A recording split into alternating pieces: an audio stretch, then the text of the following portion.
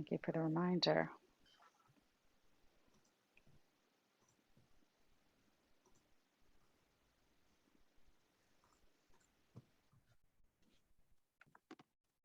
Okay, so I will get started. So good morning, everyone. Thank you so much for joining us for the last session of our Green Working Group. I'm gonna share now. I'm gonna miss our groups. Yeah, well, it was nice, right? But we are here, you know, and I wanted to say this after the presentation, but you know, I am hoping that we can get you all certified. So after this session, I would like you to schedule a call with me one-on-one, and we'll go over everything you have completed and if there's anything else that you need to complete. So we'll go over everything and we can do one-on-ones after this. Sounds good.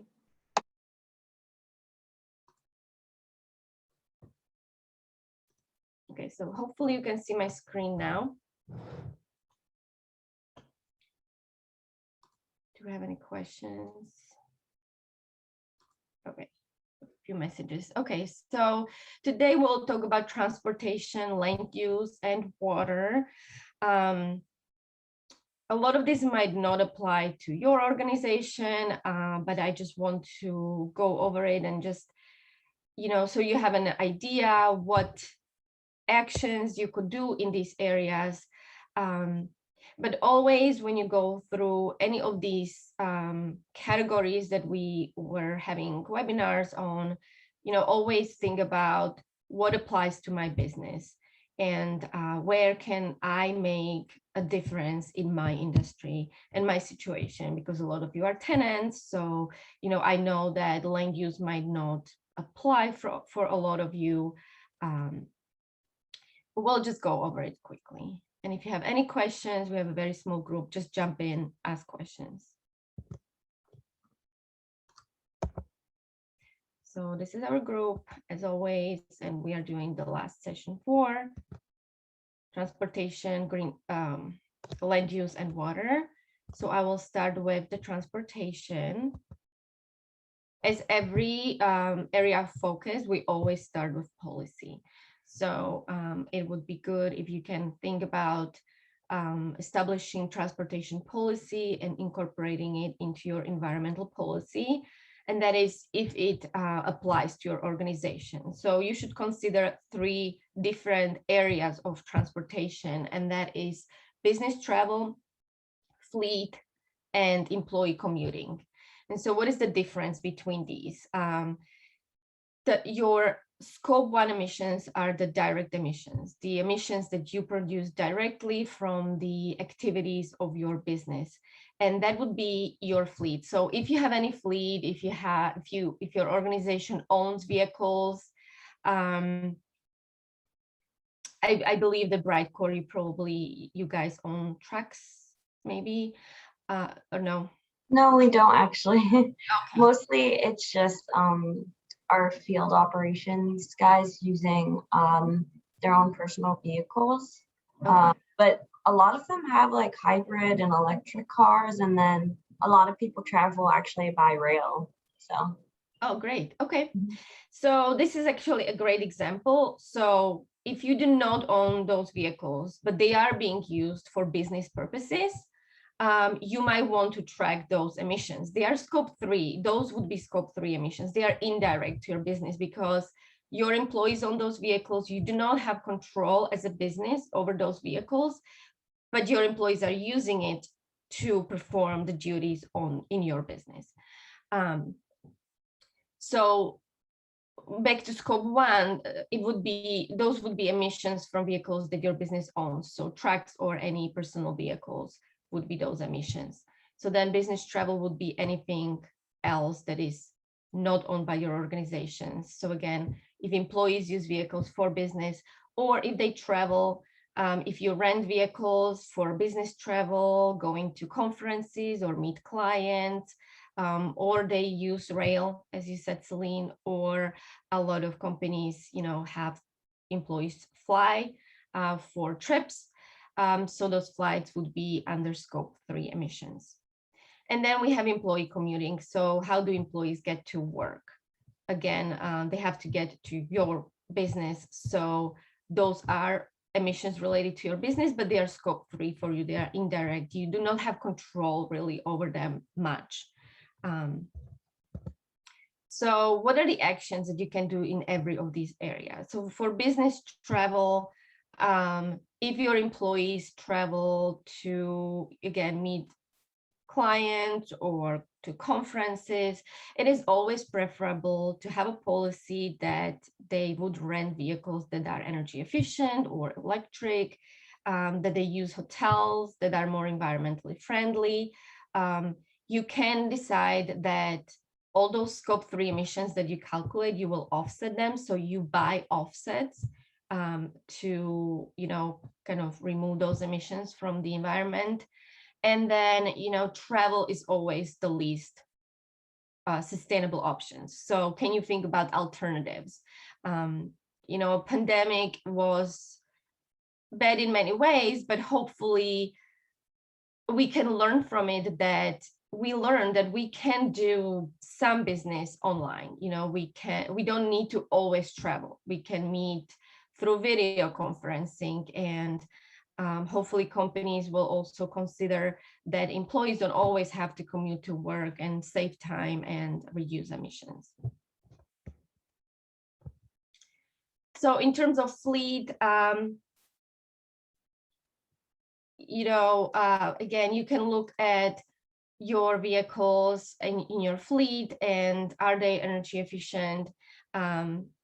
It's probably not great to just now go and get rid of all the vehicles and replace them. But as they age, choosing the more energy efficient vehicles is the preferred way to do it. If companies choose electric vehicles, then they should think about, okay, where is that electricity coming from? Can we offset that energy, or can we buy solar to charge our vehicles to be really net zero? And then establishing no idling policies, again, reducing use of fuel, planning driving routes by, there's all kinds of optimization software now available on the market. And it doesn't just save energy, but it also saves a lot of time and money for the companies. And then just maintaining fleet is very important. Just maintaining vehicles. There are a lot of alternatives for energy efficient tires. So when you're replacing tires, having the right pressure in the tires is important. And even for your own personal vehicles, it's important. If you have the right pressure in your tires, then you use less fuel. And then employee commuting, again, as an organization, of course, you do not have as much control over your employees' vehicles, but you can provide them certain, conditions for them to make their commute more energy efficient. So maybe you give them option to sometimes ride a bike, have a bike rack. We have a picture here from one of our libraries. It's a bike repair station. I think it's really nice. There's a pump and a little repair kit that people can use when they ride their bikes, providing showers for employees. Of course, all of these actions has to be considered business by business. Smaller organizations that do not have a big staff cannot, always provide showers and lockers, but larger organizations should definitely consider these options. Also, once we are comfortable riding together, ride sharing is a great option as well, and carpooling. And then, as I said, telecommuting, can we keep some of that work from home forever? Maybe not every day, but I think it creates even happier staff, because if you don't have to spend hours in traffic every day and just use that time more efficiently, it's always good. So when you go to your greenhouse gas emissions tool, you will see that there is a section for calculating your emissions from transportation. And there are 3 sections. So for all of these areas that I discussed, business, fleet, business travel, fleet, and employee transportation, there is a separate tab. And so you can calculate your emissions, and then you get scope 1 and 3 in the summary of all of these emissions. So moving on to land use, again, I believe this will not apply to you, but we're recording this, so I will just go over it for anyone who wants to look at this presentation. Again, establishing policy for land use is important, and things that can be considered is, we have members in our program that have wetlands or they have ponds on their properties. So just making sure that there is no runoff from the facilities to these areas, and just protecting the species. Invasive plants are an issue, so removing those is a good thing to do. And then also just having practices in place to maintain the plants that are grown on the site, like mulching around plants to reduce the need for water and chemical fertilizers. When organizations mow lawns or want to remove leaves, it's good to just leave them in place. They actually serve as a fertilizer. So it's good to mulch them. And then you can implement also less harmful alternatives to de-icing your sidewalks, parking lots. I think in this previous slide, we had a parking lot where it's mixed of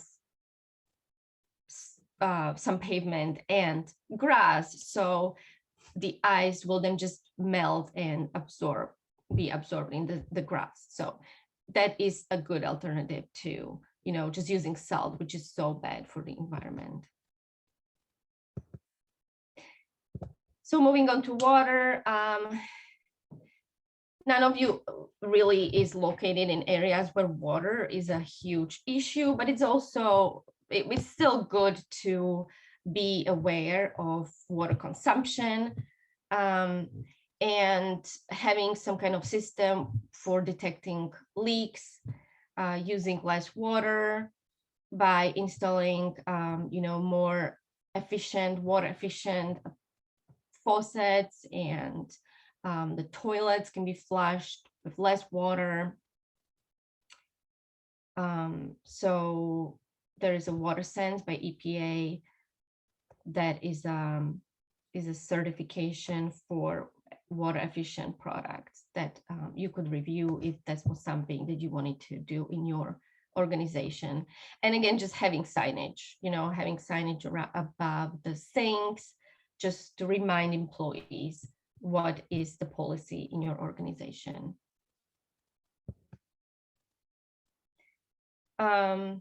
We have seen a lot these water stations where you can refill your bottle. So, we always say that buying bottled water just doesn't really make sense. It's actually being studied that the water in plastic bottles is not even healthier often than tap water. And if you're not comfortable with drinking tap water, there are water filtering systems that can be installed directly into the wall, and they filter water and you can refill your bottles. Installing low flow irrigation systems is also a great idea. We have quite a few libraries that do maintain their outside areas, and they have irrigation systems.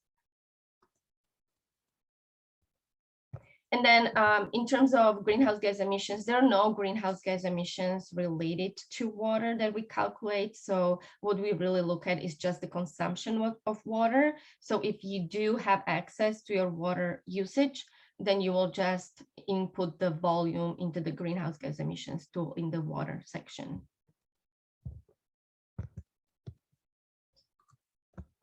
Okay, so that concludes the presentation. Thank you very much for being here today. And I will open it up to questions. You know, since this is our last session, you can ask anything that you want. Hopefully you went through all the sections before and answered the green actions. And if you have any questions, if you run into any problems or you want to clarify something, this is a great time to do it today.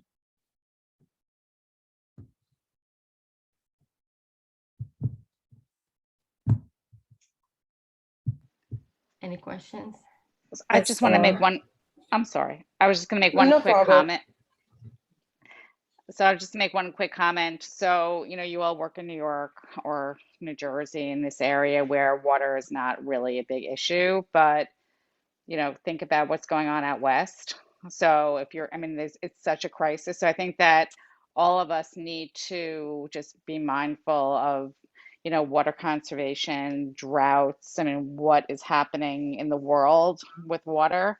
And so, you know, if you can implement some of these practices, and you never know where people or your employees might move to California or move to an area of the country where water is a problem. It's just really important to be mindful, for all of us just in our lives, you know, about water. And even like the permeable paving, you know, I think Kate got on and was mentioning that New York City is flooding today in the subways.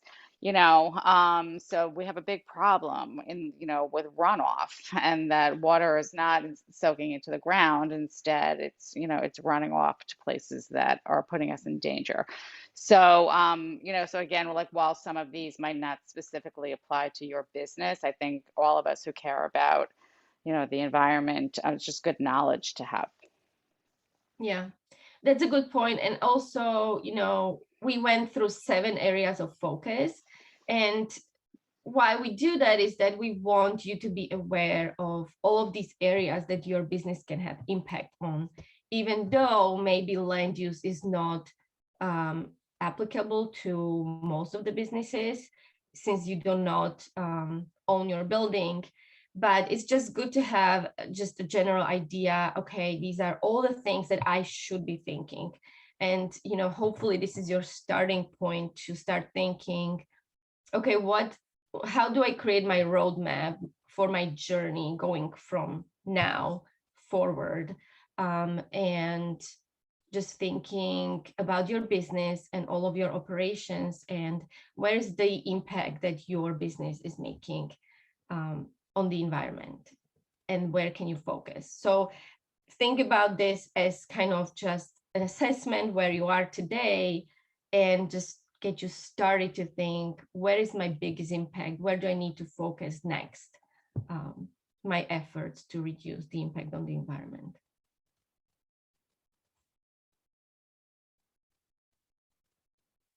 So how did you like all of these sessions? Did you follow through the assignments I gave you? Did you go through all the actions, or do you still need to do that? How do you feel about that? I did a lot this week, so I put my fleet in. I did 2019, 2020. I put electric in, even though we're a tenant, because I got the price of how much we pay every month. I guess it's a standard payment. Mhm. And then I found out how much the electric company charges. So I did it that way for Great. now. And the only thing I think I didn't do was refrigerant and waste and products, because I have to start learning how to buy more green friendly products. That's my next project. Okay.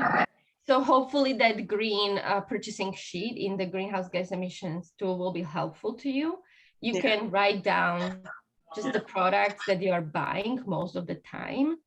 And then you have another column for the green options. So you can start researching them. You can put notes there just for yourself, go back to it later.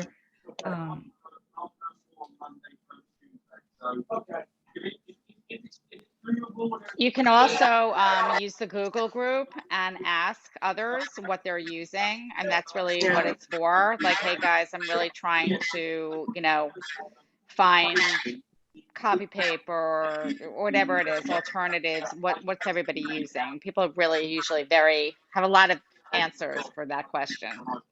Yeah, that's why I like these calls, because we've had a lot of discussions about my coffee disaster and Right. And I don't know if you saw the email recently, but one of the libraries was, they are starting a recycling program, and they were asking about buying some eco-friendly bins, because the first thing everyone buys, I think, are those plastic bins, right? And we are very familiar with those red, blue bins, but they wanted to buy something that is not plastic. So we asked that in the Google group and got really nice response. So oh, it's good. a really good way to share ideas. Hey, Lori, you have a question? No, I was just, Oh, no. But I'll just chime in. I apologize for coming in late today and missing last time. It's been hectic. But I did really enjoy the meetings that I attended and the PowerPoint, the recording, which is excellent. And I actually enjoy sitting down and doing this work. It's just finding the time to do it. It was great, and I'm going to continue to backtrack and see what I haven't completed and what I haven't documented that I haven't completed. And I think it made it a lot easier because, as you know, I've been trying to do this for years, and it just forces you to, okay, sit down. This is the time. It's a discipline, and I appreciate it. I appreciate it a lot. Thank you, Jana and Danny. it's all Yana. Thank you, Lori. Yeah, that's nice to hear. Yes, Yeah, our goal was really to motivate you to and break it down into smaller tasks. So because we understand that, when you think about the 7 areas of focus, it's so overwhelming, but if you just break it down into small chunks, we were hoping it will be easier. I'm sorry, Rhonda, I interrupted you. oh no, that's fine, completely fine. I was about to say that, yeah, like these sessions really help me because there's some, since I'm dealing with 3 offices, so like the data gathering has been a task. The process has been slow, but it's been like continuously going on. So yes, thank you for these sessions. Thank you for participating.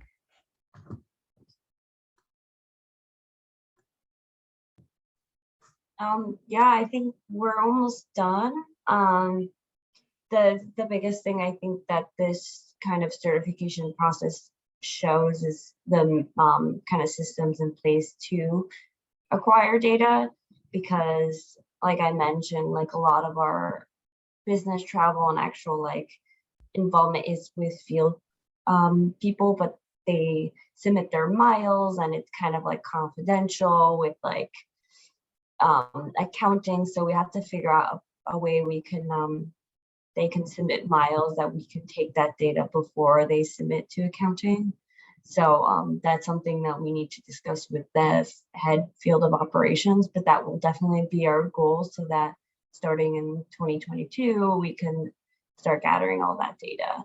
Because right now it's a little crazy and we're expanding, we're hiring new people. So the data is going to be a lot different for next year, but as now we have a system in place to gather it or document it at least. Great.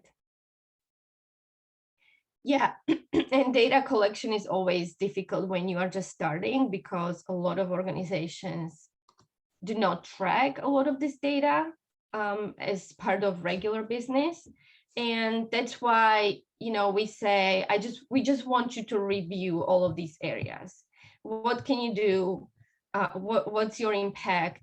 And then you can always set future goals and say, okay, we can't get this right now, but we will track it in the future. And also you need to consider can we make a difference in this area? So if I have 10 employees, staff, and I'm such a small organization that I just can't offer, you know, a van or carpooling, then maybe it's not your goal for next year. But maybe in 5 years, when you expand and you will have 100 employees or 200 employees, you will revisit it, you know. That's why you have the whole green action list, where you can always go back and do more in the future.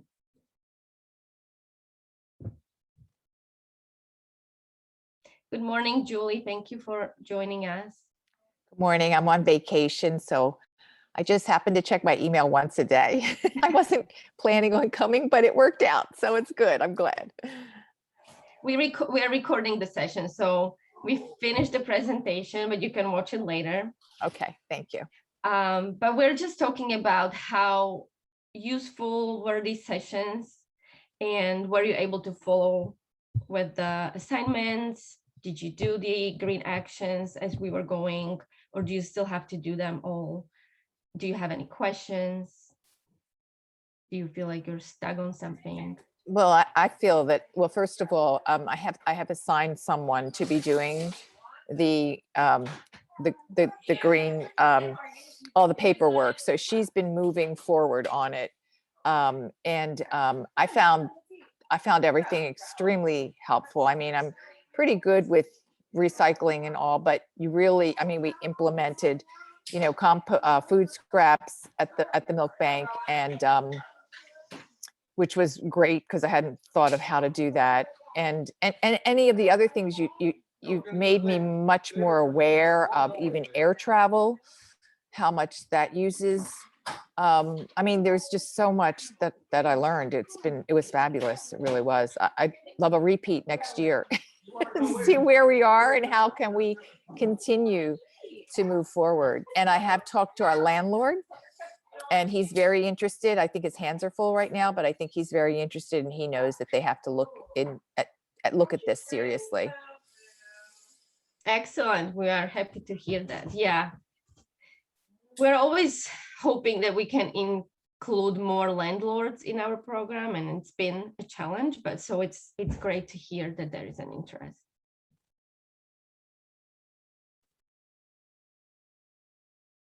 Good. Well, as I said at the beginning, we're hoping that we can get you all certified very soon. So I would encourage you to schedule a call with me next week. So send me some available dates, and we can talk one-on-one and go over what you have done. If you started any final presentation, send it to me. If not, then, you know, take your time. I can review the green actions. If you send me an email and you just tell me I have finished my green actions, I will review them for you. I will review the greenhouse gas emissions tool, and then we can go from there.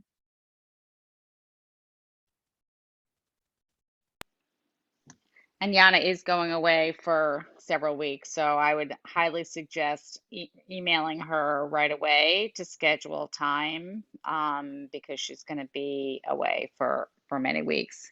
And I think that all of you are able to get certified this year, you know, and I would encourage everybody to, it sounds like, you know, many of you are on the track or on the fast track, but you know, go for the one-to-one, and you know, let's get you certified this year. That'd be awesome. This green working group, you know. So we're here to help to make that happen for all of you That's a good goal, Danny, this year to do it. That's a great this goal. year. Yeah, that's You great. can do it. Yes. I'm just cheerleading. Yana's doing all the work. So. So this was fun. Thank you again, everyone, for participating, for sharing your ideas. I think we had really great exchanges here of ideas. So it was very inspiring, and thank you for doing all this great work. Well, thank you, Danny and Yana, for doing all your work, and to the other participants as well who were contributing, because it was really great to hear what people are doing. Thank you so much. I think all of us really appreciate the hard work you put into this. Thank you. Thank you. Thank you. Okay. Thank you. I hope you have a great weekend and hopefully you are staying safe from the tropical storm.